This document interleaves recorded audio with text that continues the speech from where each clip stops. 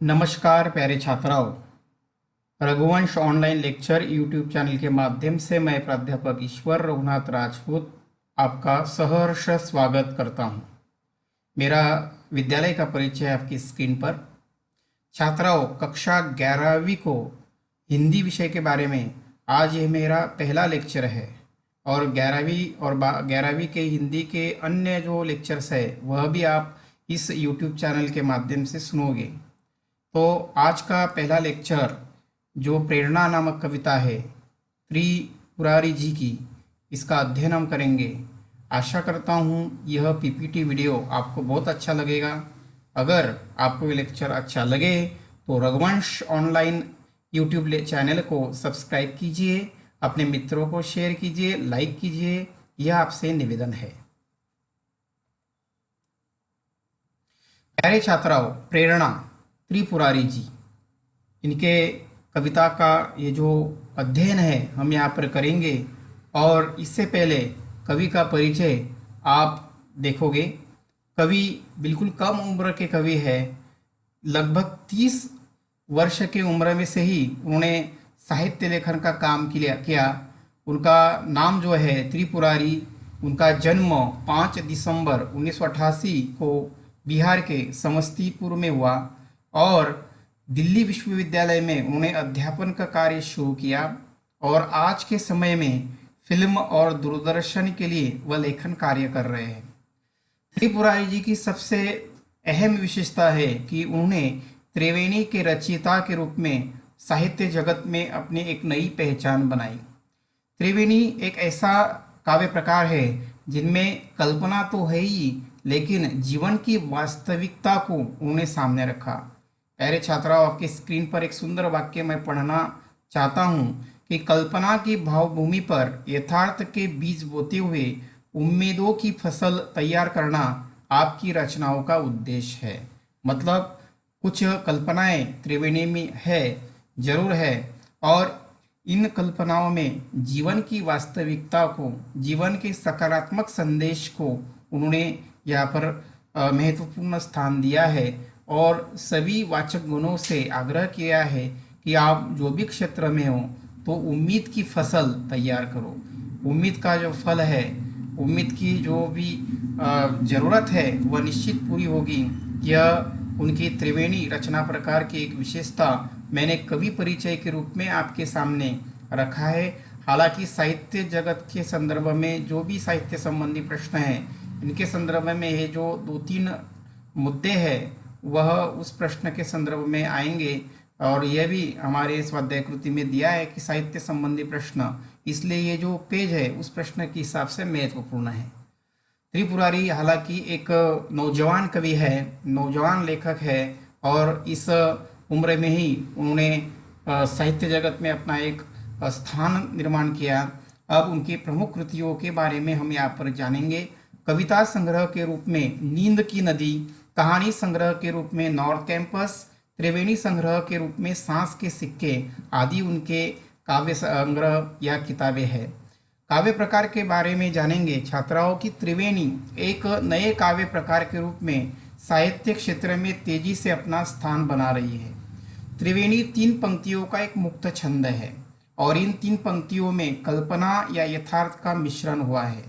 तो मैंने यहाँ पर पढ़ा है आपके सामने कि काव्य क्षेत्र में त्रिवेणी एक अनोखा एक रचना प्रकार है, जहाँ की हर एक त्रिवेणी, हर एक पद्य पंक्ति अलग अलग विषय एवं भावों को एवं विचारों को अभिव्यक्त करती है और इनमें कुछ हद तक कल्पना होती है, फिर भी यथार्थवादी संदेश इस त्रिवेणी में छुपे होते हैं और देते हैं।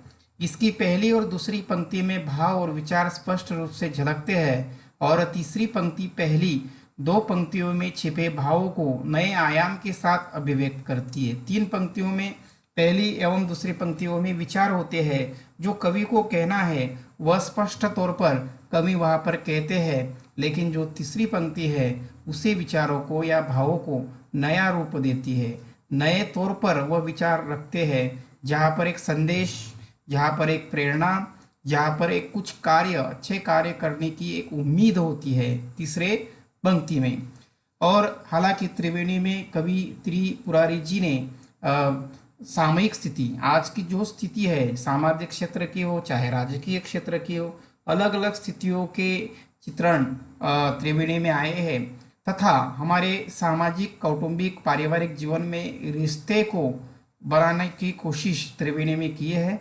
और समस्त वाचक गणों को उन्होंने कहा है कि जीवन में आप सकारात्मक बनो और सकारात्मकता प्रेरणा को ही प्रेरक बातें को ही त्रिवेणी में रखा है। तो इस तरह मैंने कवि परिचय, प्रमुख कृतियां और काव्य प्रकार आपके सामने रखा है।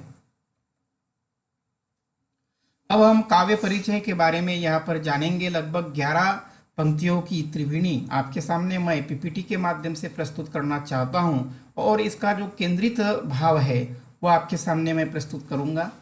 प्रस्तुत त्रिवेणियों में कवि ने मनुष्य के जीवन में माँ के ममत्व और पिता की गरिमा को व्यक्त करने के साथ ही जिंदगी की आपाधापी में जुटे माता पिता से बच्चे को स्नेह भी टुकड़ों में मिलता है, इस सच्चाई को उजागर किया है। तो पहले जो 2-3 पंक्तियां हैं इनमें ममता, माँ के ममता का परिचय।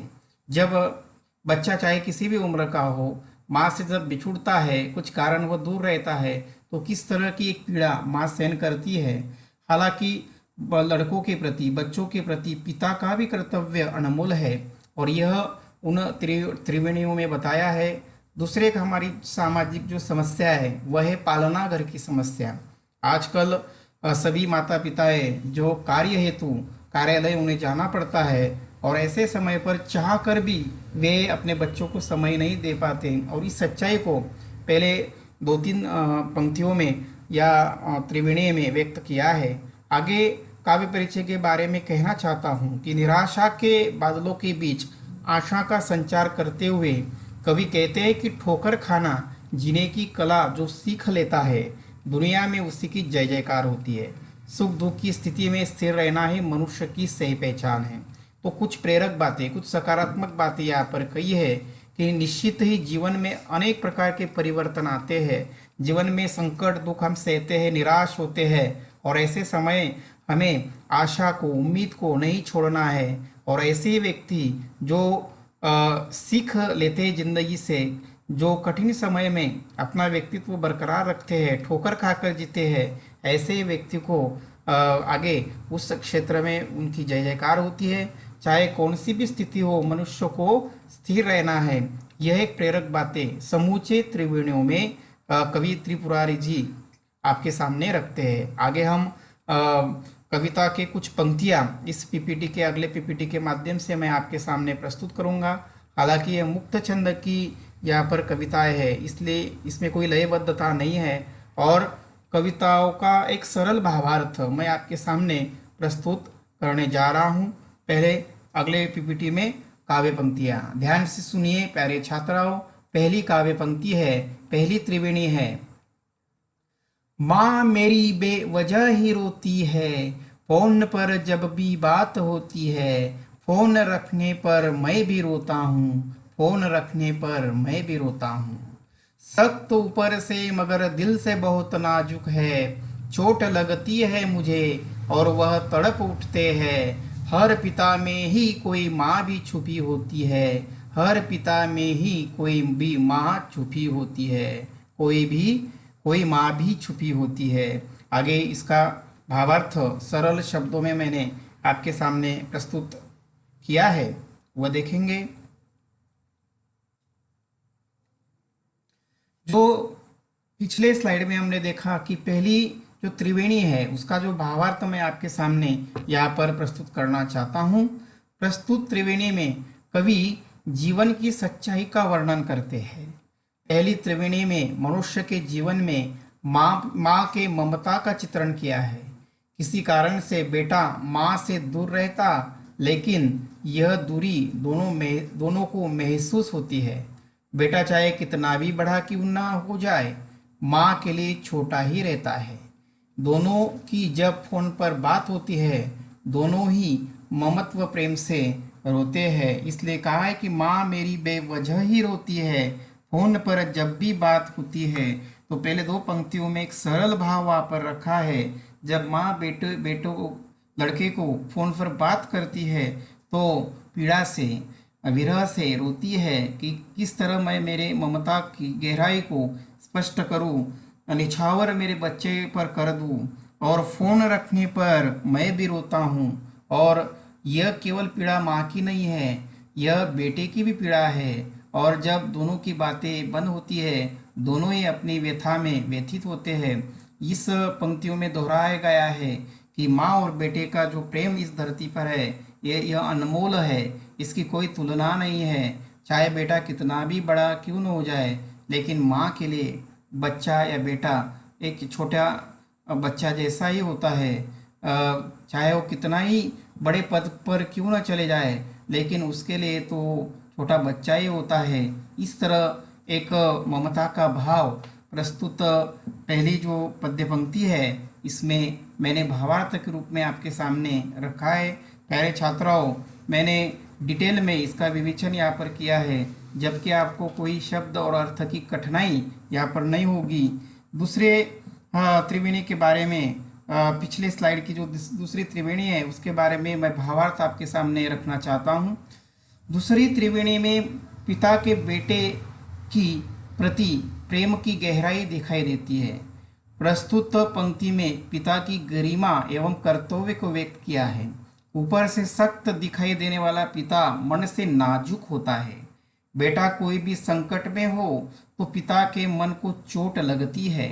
कहा जाता है कि हर पिता ममता का दूसरा रूप माँ छुपी होती है। और दोनों पंक्तियों में प्रत्येक व्यक्ति के जीवन में माँ बाप का प्यार और दोनों के प्रति बेटे के कर्तव्य को उजागर किया है। सरल एवं दिल को छू लेने वाली शब्द रचना भावपूर्ण करुण रस में वर्णन किया है।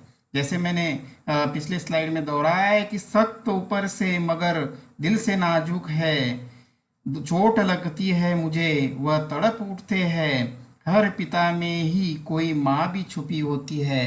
तो माँ की ममता जो मैंने पहले त्रिवेणी में बताई, और दूसरे त्रिवेणी में पिता जो है ऊपर से सख्त है, लेकिन बेटे के प्रति उनका जो हर कर्तव्य है वह पूरा करते हैं। चाहे कितनी भी विपरीत परिस्थिति क्यों ना हो, लेकिन अपने बच्चे को, अपने लड़के को जो भी ज़रूरत है वह हर समय वे पूरा करेंगे। जबकि बेटा भी इस कर्तव्य को जाने, क्योंकि पिता ऊपर से सख्त जरूर है, लेकिन पिता का मन जो है, मन की जो गहराई है बहुत नाजुक होती है। और यहाँ पर लिखा गया है कि जैसे माँ की दूसरी जो परछाई है पिता होती है, पिता का ममत्व भाव वह दिल में छुपा होता है। तो इस तरह अगर हम माता और पिता का ये जो रूप है, ये जो कर्तव्य है, ये जो निछावर कर देने वाला प्यार है, अगर हम समझे तो कोई भी बेटा अपने माँ बाप को दुख नहीं देगा।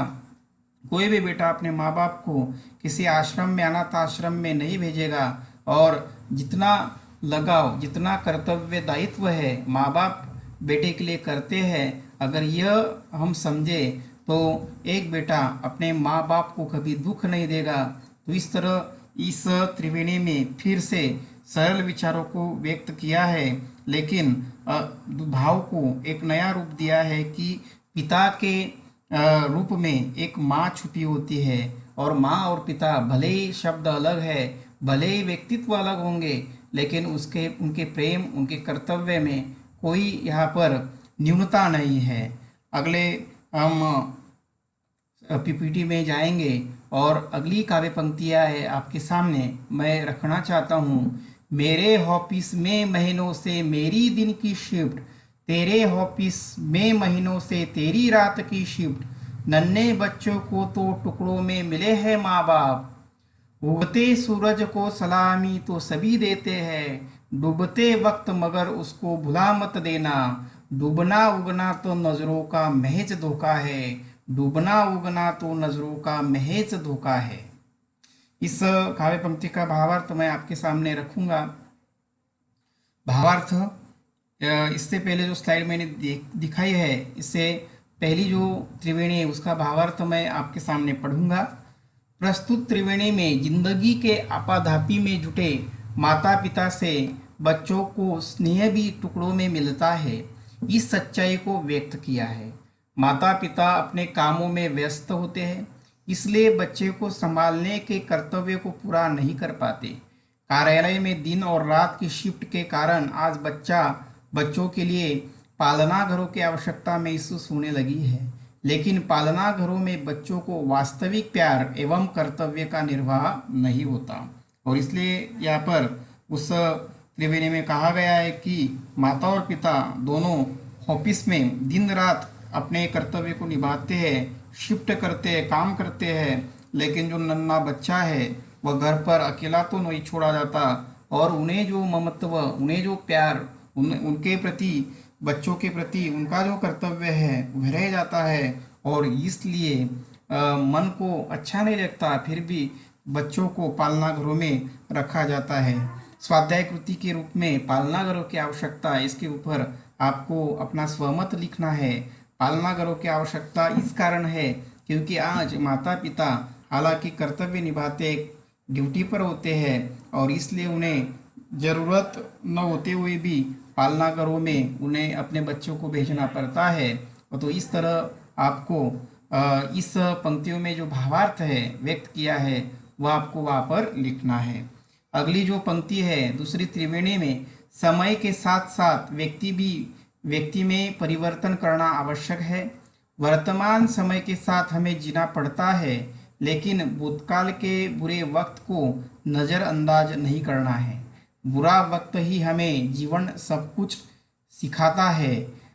इस विचार को स्पष्ट करते हुए सूरज का उगना डूबना यह नज़रों का धोखा है, और इसलिए बीते हुए वक्त एक नज़रों का धोखा समझकर उसे भुला दीजिए, क्योंकि कहा है कि उगते सूरज को सलामी तो सभी देते हैं, डूबते वक्त मगर उसको भुला मत देना। जो समय वर्तमान का है वह समय लोगों को अच्छा लगता है, लेकिन हम बीते हुए वक्त को कभी भूलते नहीं हैं, क्योंकि बीते हुए वक्त ही हमें वर्तमान में बहुत कुछ सिखाता है। चाहे वह बीता हुआ वक्त बुरा हो या अच्छा हो, वह संजोग कर हमें रखना है। अगर बुरा वक्त भी है तो उसे हमें भूलना भी है। बुरे वक्त में हमें जीवन में सब कुछ मिलता है, सिखाता है, और इस विचार को स्पष्ट यहाँ पर किया है।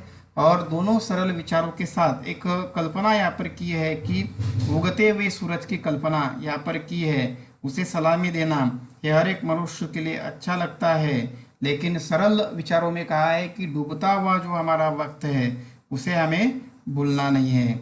और ये डूबना उगना नज़र का धोखा भी है, ये अहम वहम भी है, लेकिन समय के साथ तो हमें ज़रूर चलना है। लेकिन हमें जो भी बुरे प्रसंग है, बुरे वक्त जो भी है, स्थिति है हमारी, वो हमें भूलनी है। तो इस तरह दोहरे विचार को यहाँ पर व्यक्त किया है। अच्छे विचारों का यहाँ पर स्वागत हुआ है, अच्छे प्रसंगों का स्वागत यहाँ पर किया है। अगला हम अगले काव्य पंक्ति की तरफ यहाँ पर जाएंगे। काव्य पंक्ति दो काव्य पंक्तियाँ आपके सामने आपकी स्क्रीन पर दिखाई दे रही है। चलते चलते जो कभी गिर जाओ, खुद को संभालो और फिर से चलो, चोट खाकर ही सीख मिलती है, चोट खाकर ही सीख मिलती है।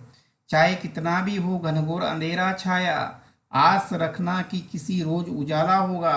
रात की कोख से ही सुबह जन्म लेती है, रात की कोख ही से सुबह जन्म लेती है। तो बहुत सकारात्मक और बहुत प्रेरणादायी, अपने कर्तव्य को और सशक्तता के साथ निभाने वाली यह काव्य पंक्तियाँ हैं। और मैं आपके सामने इस काव्य पंक्तियों का जो भावार्थ है वह रखना चाहता हूँ। पिछले स्लाइड में जो पहली त्रिवेणी है उनमें इसका भावार्थ सरलता के साथ कि ये दोनों त्रिवेणियाँ प्रेरणात्मक संदेश है। लेखक संदेश देते हैं कि जीवन मार्ग पर कठिनाइयाँ, संकट के काले बादल आएंगे, फिर भी हमें निरंतर चलते रहना है।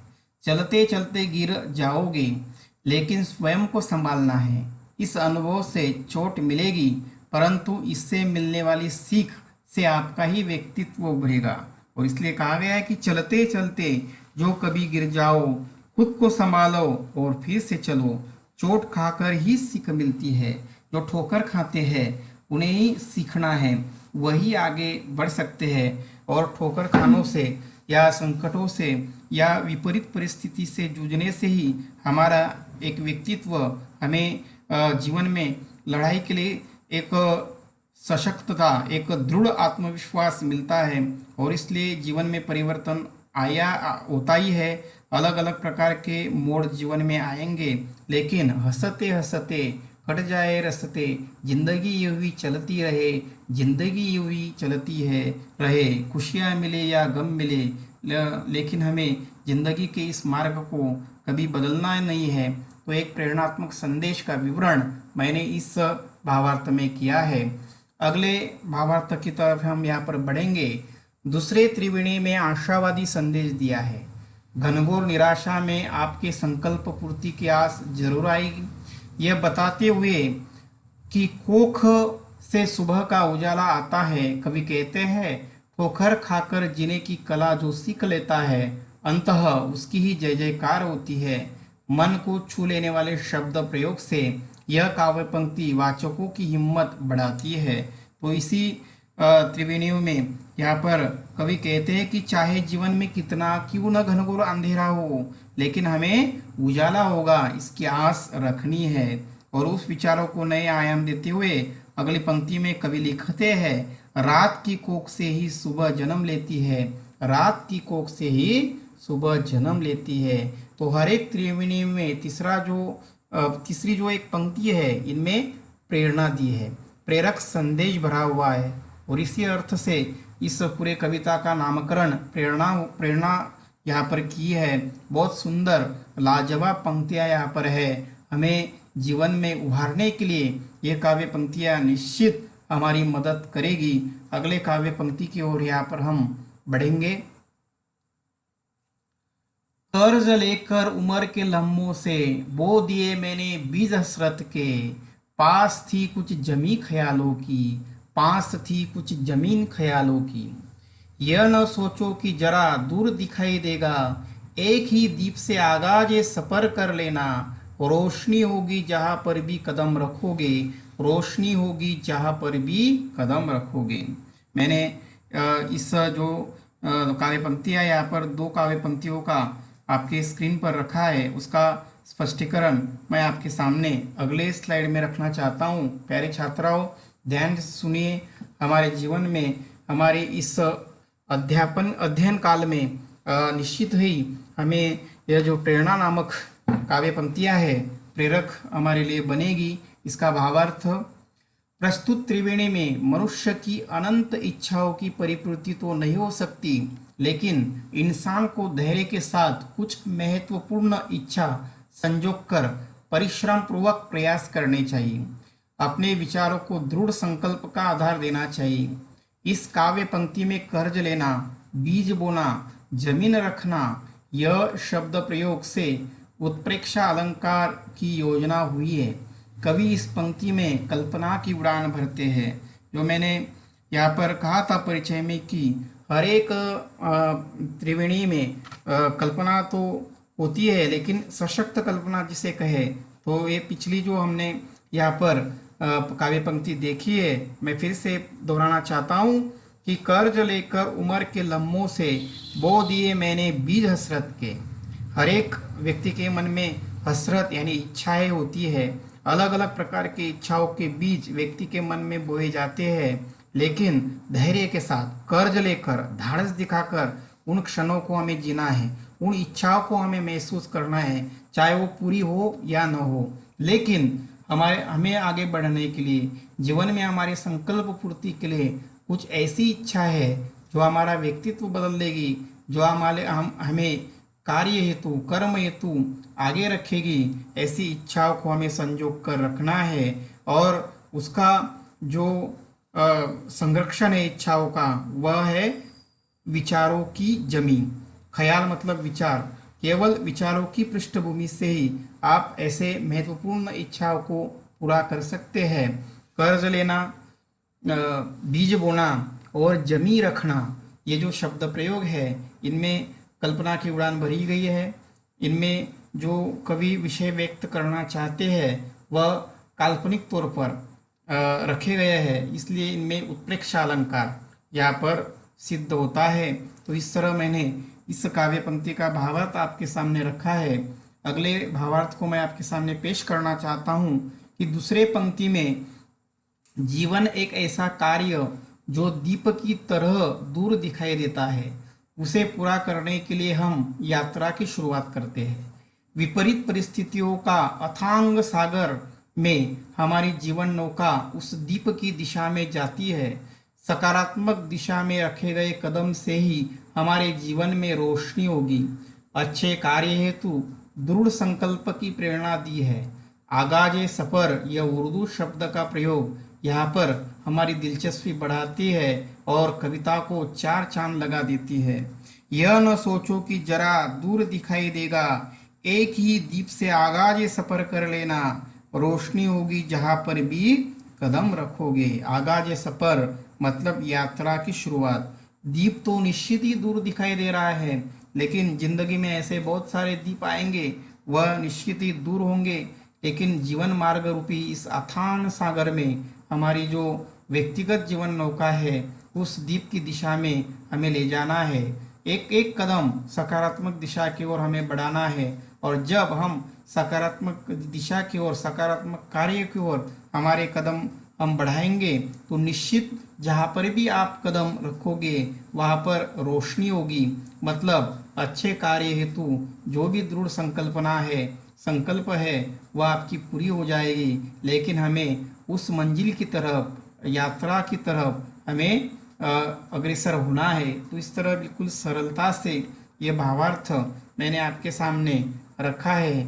जीवन जो है क्षणभंगुर है, अल्प है, इसकी कोई गारंटी भी नहीं, वारंटी भी नहीं। जितने हमें क्षण मिले हैं वह हमें एक गिफ्ट समझकर उसके सकारात्मकता के साथ जीना है। और जो भी हमारे छोटे मोटे ध्येय है, जो भी हमारे छोटे मोटे दीप है, चाहे वो दूर कितना क्यों न हो, लेकिन यह दीप हमारे लिए अनमोल है। उसकी रोशनी चाहे वो बड़ी हो या छोटी हो, यह हमारे लिए एक तेजस्विता प्रदान करने वाली है। तो एक एक कदम हम उस रोशनी की तरफ, तमसोमा ज्योतिर्गमय नामक संस्कृत का जो सुभाषित है, अंधेरा से हटकर हम प्रकाश की ओर बढ़े, तो इस तरह का संदेश यह काव्य पंक्ति दोहराती है। अगले पीपीटी की ओर जाएंगे। मैंने 3 त्रिवेणियाँ यहाँ पर ली है, जो हमारी आखिरी पीपीटी है। अपनी आंखों में जब भी देखा है, एक बच्चा सा खुद को पाया है, कौन कहता है उम्र बढ़ती है, कौन कहता है उम्र बढ़ती है। आंसू खुशियाँ एक ही शय है, नाम अलग है इनके। पेड़ में जैसे बीज छुपा है, बीज में पेड़ है जैसे। एक में जिसने दूजा देखा वही सच्चा ज्ञानी है, एक में जिसने दूजा देखा वही सच्चा ज्ञानी है। चाहे कितनी ही मुश्किलें आए, छोड़ना मत उम्मीद का दामन, ना उम्मीदी तो मौत है प्यारे, ना उम्मीदी तो मौत है प्यारे। तो इस तरह सांस के सिक्के नामक त्रिवेणी संग्रह से जो 11 पंक्तियां हैं वह हमारे पाठ्यक्रम के लिए रखी गई है। प्यारे छात्राओं, इस पीपीटी का भावार्थ मैं आपके सामने प्रस्तुत करने जा रहा हूँ।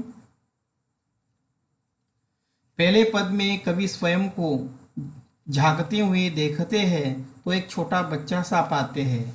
विनम्रता का महत्व समझाया है। उम्र चाहे कितनी भी बड़ी होगी, लेकिन जीवन में बहुत सारे मोड़ पर बच्चे जैसी समझ इंसानों में होती है। जितने भी मोड़ आएंगे, ये वहाँ पर कुछ मोड़ पर, कुछ क्षणों पर हमारी बुद्धि भले कितनी चाणाक्ष क्यों न हो, लेकिन बच्चे जैसी हरकतें हमारी हो सकती है। तो इसे ज़्यादा गंभीरता से नहीं लेते हुए ऐसे मोड़ को, ऐसे क्षणों को हमें छोड़ना है। मतलब कहा गया है कि अपनी आँखों में जब भी देखा है, एक बच्चा सा खुद को पाया है। जैसा छोटा बच्चा नटखट होता है, भोलापन, सादगी उसके मन में होती है, वैसे जब भी मैं स्वयं को निहारता हूँ, झांकता हूँ, तो एक बच्चा, एक सादगीपूर्ण बच्चा मैं पाता हूँ, ऐसे कवि सोचते हैं। और इसलिए उन्होंने कहा है कि कौन कहता है कि उम्र बड़ी है, कौन कहता है कि मैं प्रौढ़ हो गया हूँ। बच्चे जैसे हरकतें, बच्चे जैसी सोच कुछ क्षणों पर, कुछ पलों में करनी होती है। अगले त्रिवेणी का भावार्थ में यहाँ पर उसका पठन करना चाहता हूँ। दूसरे पंक्ति में आंसू और खुशियाँ एक वस्तु है, भले ही इनके नाम एवं भाव अलग क्यों न हो, जीवन मार्ग पर सुख दुख का एहसास होता है। इन दोनों परिस्थितियों में ही व्यक्तित्व बनता है। इस विचारों को रखते हुए कवि एक उदाहरण देते हुए कल्पना करते हैं, जैसे पेड़ में बीज और बीज में पेड़ छुपा होता है। यह तत्व को जिसने जाना वही सच्चा ज्ञानी है। इस पंक्ति में उत्प्रेक्षा और दृष्टांत अलंकार का उपयोग किया है। मैं फिर से एक बार यह पंक्तियाँ दोहराना चाहता हूँ कि आंसू खुशियाँ एक ही शय है, नाम अलग है इनके। पेड़ में जैसे बीज छुपा है, बीज में पेड़ जैसे, एक में जिसने दूजा देखा वही सच्चा ज्ञानी है, वही सच्चा ज्ञानी है। तो बहुत खूबसूरत ये पंक्तियाँ है कि आंसू खुशियाँ, दो पल सुख या दुख, ये दो छांव है, ये जो दो रूप होते हैं हमारे जीवन में हर एक पल पर आते हैं। तो जीवन मार्ग पर ऐसे मोड़ों का हमें सामना करना है, लेकिन उन्हें एक वस्तु हमें समझना है। शय मतलब एक चीज़ हमें समझना है और इसका स्वीकार हमें करना है, क्योंकि सुख दुख से व्यक्तित्व की पहचान बनती है। और इस तरह कवि इस विचारों को रखते हुए कल्पना की फिर से उड़ान भरते हैं और एक सुंदर उत्प्रेक्षा यहाँ पर की है और एक उदाहरण भी यहाँ पर दिया है कि पेड़ में बीज है और बीज में पेड़ है। चाहे बीज और पेड़ हम अलग अलग रूप से देखते होंगे, लेकिन उसका नामकरण अलग अलग हम नहीं कर सकते। और यह तत्व जिसने जाना है वही सच्चा ज्ञानी है। सच्चा ज्ञानी कौन है, ये विचार को रखते हुए पेड़ में बीज और बीज में पेड़ है, यह उदाहरण दृष्टांत के रूप में यहाँ पर दिया है। और इस तरह एक सुंदर भावार्थ इससे मैंने आपके सामने प्रस्तुत किया है। तीसरे त्रिवेणी में चाहे कितनी भी मुश्किल या संकट क्यों ना आए, हमें उम्मीद छोड़नी नहीं है। इसी संकल्प से हमारा जीवन सफल होगा। हिम्मत हारना, निराश हो जाना, यह मौत है। ये एक प्रेरणात्मक संदेश है। सुख की स्थिति में स्थिर रहना ही मनुष्य की सही पहचान है।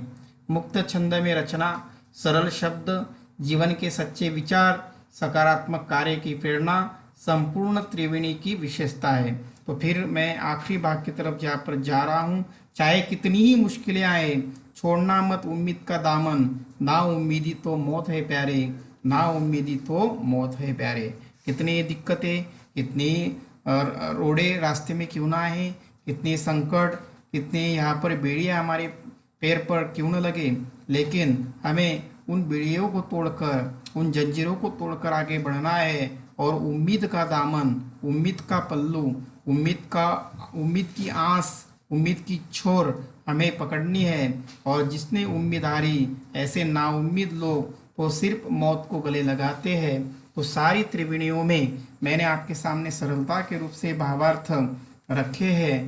तो त्रिवेणी की कुछ विशेषता आखिरी वाक्य में आपकी स्क्रीन के ऊपर दिखाई दे रही है कि मुक्त छंद में रचना, सरल शब्द, जीवन के सच्चे विचार, सकारात्मक कार्य की प्रेरणा, यह संपूर्ण त्रिवेणी की विशेषता है। प्यारे छात्राओं, लगभग इस वीडियो को एक सरलता से लेक्चर के माध्यम से, विवेचन के माध्यम से मैंने आपके साथ शेयर किया है, रखा है। आपको निश्चित ही बहुत पसंद आएगा और सारा विवेचन सुनकर पाठ्य किताब के पीछे, इस कविता के नीचे जो भी स्वाध्याय कृतियाँ है, निश्चित ही आप छुड़वाएंगे, ऐसे अपेक्षा रखता हूँ। आपने बहुत समय दिया, इसके लिए धन्यवाद, धन्यवाद, धन्यवाद।